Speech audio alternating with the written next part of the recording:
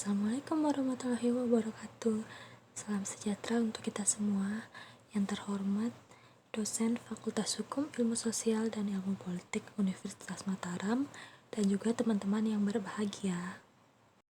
Pada kesempatan kali ini, saya akan menjelaskan tentang penyelesaian sengketa dagang internasional atas kebijakan repot palm oil oleh Uni Eropa terhadap Indonesia dari tinjauan World Trade Organization atau WTO.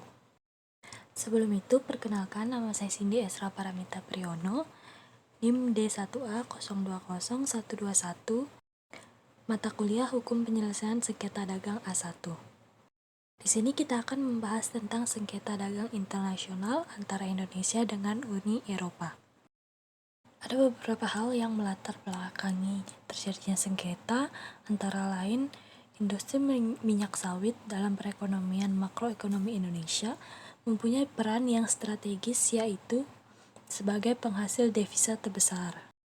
Dikarenakan memiliki produk unggulan seperti minyak kelapa sawit, Indonesia tidak ragu bergabung dengan Organisasi Perdagangan Dunia untuk melakukan kerjasama internasional. Penggunaan CPO sebagai bioenergi kian meningkat di wilayah Uni Eropa yang dipakai dalam berbagai industri dalam bentuk energi alternatif. CPO yang berbahan dasar kelapa sawit hanya dapat tumbuh di negara tropis, sehingga menyebabkan terjadinya ketergantungan impor oleh Uni Eropa terhadap Indonesia.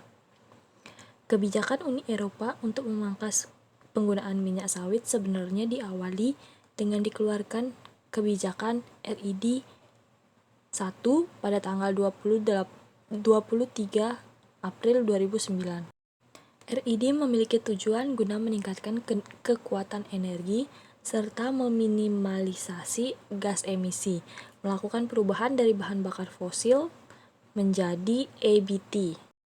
Tidak berhenti sampai di sana, RID 2 kembali diajukan sebagai revisi dari RID pertama ke Parlemen Eropa yang disepakati oleh negara-negara anggota Eropa pada tanggal 14 Juni 2018 dan resmi ditetapkan pada tanggal 11 Desember 2018. Delegate Regulation yang merupakan aturan pelaksana dari RID 2 yang resmi berlaku pada tanggal 10 Juni 2019 mengklasifikasikan CPO sebagai komoditas yang mempunyai indirect land use change dengan resiko tinggi. Aturan yang ditetapkan oleh Uni Eropa melalui RID 2 pada pokoknya adalah menganggap bahwa dalam memproduksi CPO, Indonesia telah melakukan deforestation hutan. Baik, kita akan masuk ke pembahasan yang pertama, yaitu pengaturan crude palm oil dalam ketentuan World Trade Organization. Ekspor CPO ke Uni Eropa pada dekade belakangan benar-benar telah menjadi solusi bagi defisit keuangan negara Indonesia.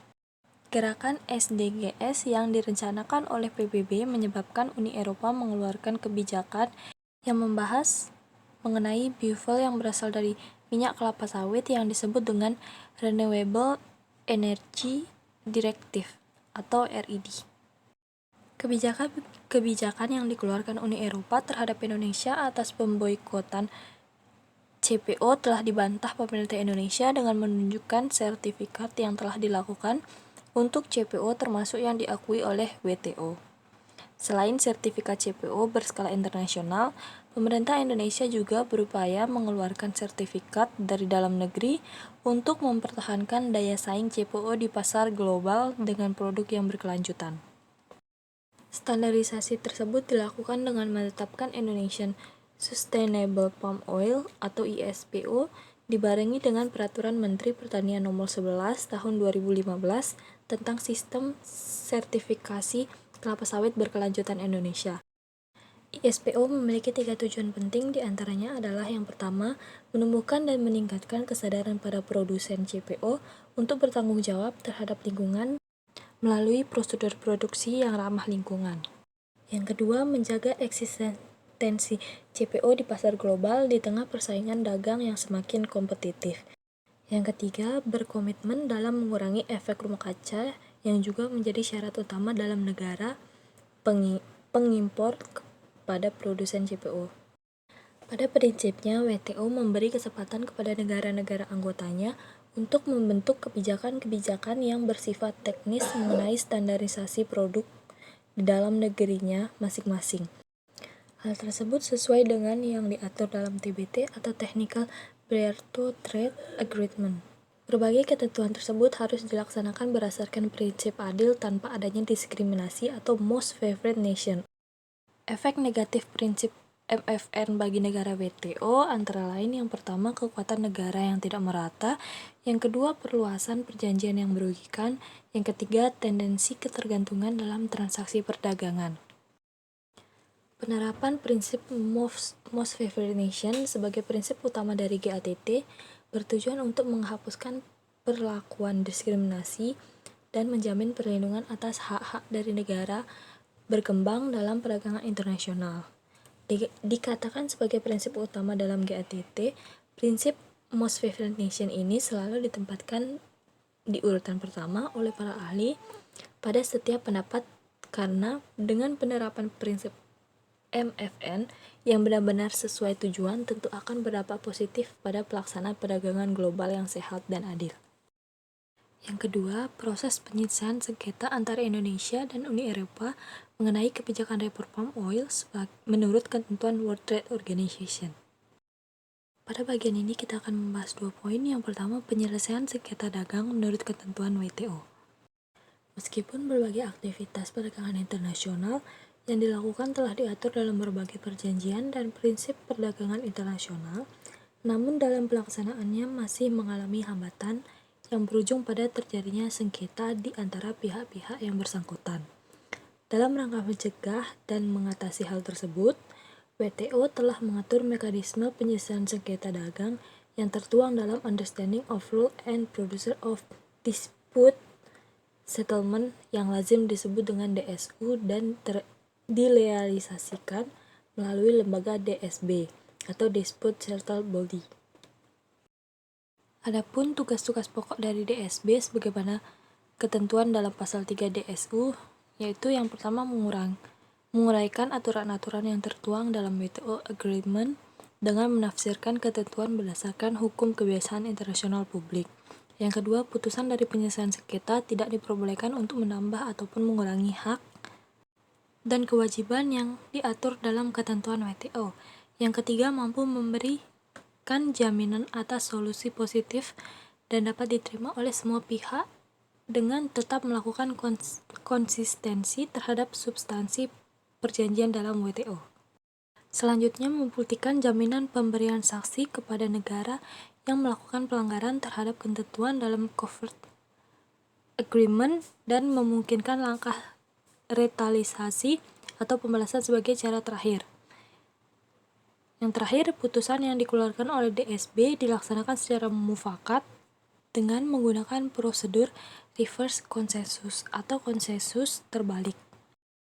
Adanya DSB ini memberikan konsekuensi bahwa seluruh negara anggota WTO memiliki kewajiban untuk menyelesaikan permasalahan dagangnya melalui jalur yang ditentukan DSB, dan negara anggota tidak diizinkan untuk memutuskan tindakan secara sepihak yang dapat mengakibatkan sengketa atau permasalahan lain baik dengan dua negara maupun lebih. Penyelesaian sengketa melalui DSB ini dilakukan dengan beberapa tahapan, yaitu yang pertama negosiasi, yang kedua pembentukan panel, yang ketiga pembentukan kerangka acuan panel atau panel term of reference, yang keempat badan banding, yang kelima pelaksanaan rekomendasi, yang keenam inspeksi implementasi. Yang kedua yaitu upaya Indonesia dalam melawan pemboikotan kelapa sawit oleh Uni Eropa. Kebijakan RID dan DR yang ditetapkan oleh Uni Eropa dapat dimasukkan ke dalam kategori violation complaint, yaitu kategori pengaduan yang mengindikasikan bahwa negara anggota dapat membuat pengaduan dikarenakan terdapat negara anggota lain yang telah melakukan tindakan yang bertentangan dengan ketentuan-ketentuan dalam WTO. Kategori tersebut dianggap sesuai dengan permasalahan yang terjadi antara Indonesia dan Uni Eropa sebab kebijakan yang dikeluarkan tersebut telah melanggar ketentuan GATT. Dalam hal ini, kebijakan RID 2 telah mendiskriminasi produk CPO Indonesia yang tidak sesuai dengan ketentuan pada GATT 1947, khususnya dalam pasal 10 huruf G tentang larangan diskriminasi. Selain itu, kebijakan tersebut juga tidak sesuai dengan pasal 2 ayat 1 TBT Agreement yang berhubungan dengan pelaksanaan prinsip MFN, yakni keharusan negara pengimpor untuk tidak memberikan perlakuan yang kurang menguntungkan kepada produk dari negara pengekspor, termasuk bertentangan dengan pasal 1 ayat 1 GATT 1947 yang juga mengatur secara pokok tentang prinsip FFN. Berdasarkan permasalahan tersebut, Indonesia dapat melakukan beberapa upaya untuk menyelesaikan sengketa dengan Uni Eropa, yaitu yang pertama tindakan yang bersifat power based, yang kedua tindakan yang bersifat right based, yang ketiga tindakan yang sifatnya interest based. Yang terakhir yaitu kesimpulan dari PowerPoint ini adalah kebijakan yang dikeluarkan Uni Eropa terhadap Indonesia atas pemboikotan CPO telah dibantah pemerintah Indonesia dengan menunjukkan sertifikat yang telah dilakukan untuk CPO termasuk yang diakui oleh WTO. Sertifikat tersebut berupa Roundtable on Sustainable Palm Oil, International Standard for Carbon Certificate, Sustainable Agriculture Network, dan Indonesian Sustainable Palm Oil. Meskipun pengaturan CPO dalam WTO tidak dituliskan secara spesifik, namun sertifikasi tersebut dapat dilakukan negara-negara anggota WTO sesuai dengan ketentuan TBT Agreement dengan tetap menjunjung prinsip MFN. Penyelesaian sengketa melalui DSB ini dilakukan dengan beberapa tahapan, yaitu negosiasi, pembentukan panel, pembentukan kerangka acuan panel atau panel term reference, badan banding, pelaksanaan rekomendasi, serta inspeksi implementasi. Baik, sekian presentasi dari saya. Apabila ada pengucapan kata yang salah, mohon dimaafkan. Wabillahi taufiq wal hidayah. Wassalamualaikum warahmatullahi wabarakatuh.